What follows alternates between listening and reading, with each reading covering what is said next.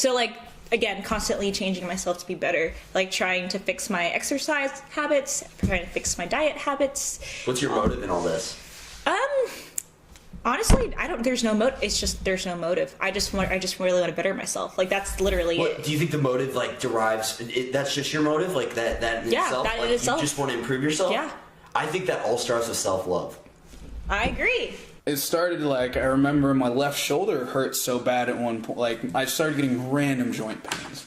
And my left shoulder hurt so bad, like, it would make me cry to take a shirt. So these aren't just, like, tedious pains. No, I mean, like, taking a shirt on or off, like, putting on a shirt or taking a shirt off would literally make me cry. Because it hurt to move my arm that badly. Holy shit. So, my mom was actually an OR nurse, so she was like, I know this isn't normal. And she kind of had feelings that it might be certain things, but she wanted to be sure. So first I went to my pediatrician, and he's like, yeah, these all look like symptoms. And a couple, like, very shortly after that, I was diagnosed with leukemia. At what age is this again? 6. 6. Wow. Wow. Okay. Who is John of God? Or to you, or just as objectively as you can explain that Okay. for him? Well, right here on the mantle, I have a picture of John of God. And John of God is Brazilian. He is a world-renowned spiritual medium. He has been doing his mission for over 50 years in Brazil.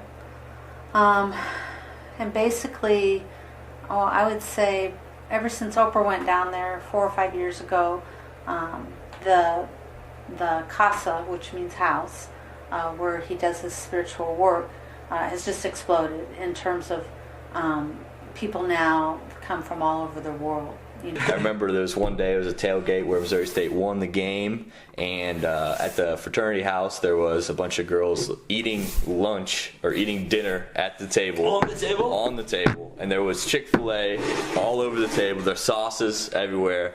And I just jumped as high as I could, and I broke that table, and it flipped up in a way that the Chick-fil-A, like, a couple girls like saw it come, no, and grabbed their food, but the rest of the girls, it was just sauce flying through the air all over the walls. It was a good time, but yeah, definitely something I got known to doing, and almost people requested it after a while. It was kind of strange, but you know, just one of those things that happens, right? I mean, So for episode 50, I couldn't help but notice that I'm rolling up on episode 50 now, like, and figured I would make episode 50 just a little rant about why I even started a podcast. I was like a 6-year-old kid.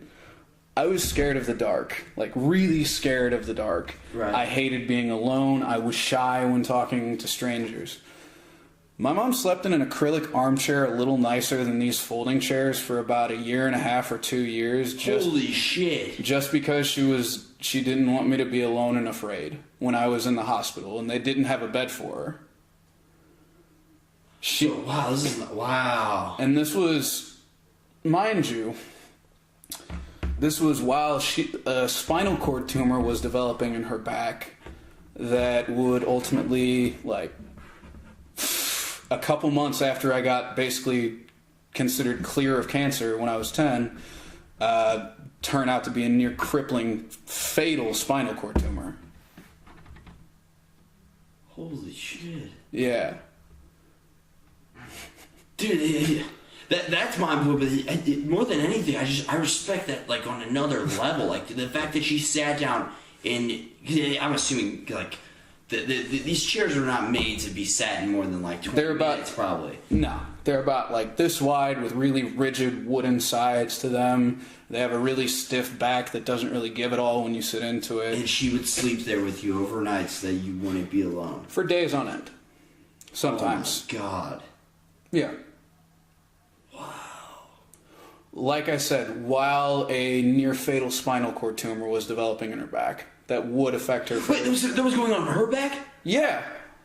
Oh my God, what? So We brought her husband down for healing, and he says, we're working on him, but we're going to work on you. Surprise, surprise.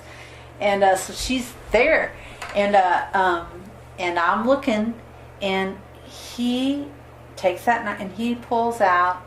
It must have been that big, out of her brain. Tumor. Yeah, right in front of me, in front of all of us, and plops it in a pickle jar. I mean, there's a whole room full of, tumors and yeah.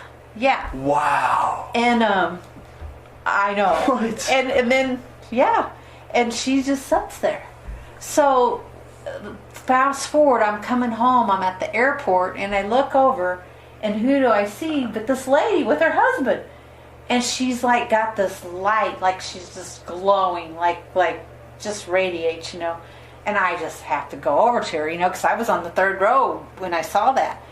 And I go, I was on the third row when I saw that. I go, did you? She goes, no, I didn't know it was there, but I sure am glad he got it out. Wow. And I go, did you have any pain? And she says, honey, I didn't feel a thing.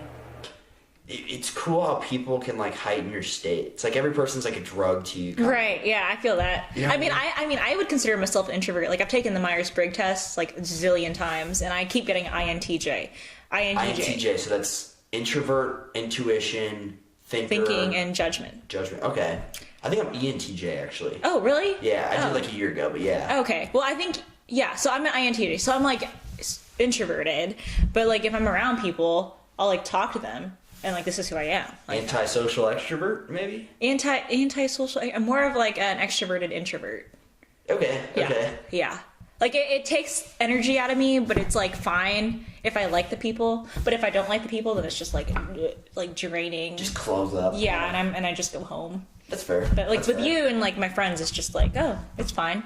That is actually surprising, like for me to hear that you're an introvert, because you like to talk, and we've always had good conversations. Oh yeah. Yeah, no, I love talking. It just depends on the person. Then Well, if you get no title, then you could just be a wedding crasher. right, exactly. Well, not if you're invited though. I thought you had to in order to crash a wedding. You're right. In order to crash a wedding, you can't be invited, and you have to show up, which I've never done. I don't know. I've never done that either. Never done that. It's kind of something I want. I've only done it with funerals. So. Actually, I take that back. I did crash one. I'm sorry Really? if I'm exposing myself, but we were down. I was down in Soulard, and they had a wedding down there. I don't know if this is considered a crash, but I went down there with a couple friends of mine from work, and they were having a wedding in one of the bars, and I just started eating all the food. Like, they had food out. Way. Yeah, and I was, drinking, we were at the bar or whatever, and I just started going in. I just started eating. There was cookies and cake, and I think there was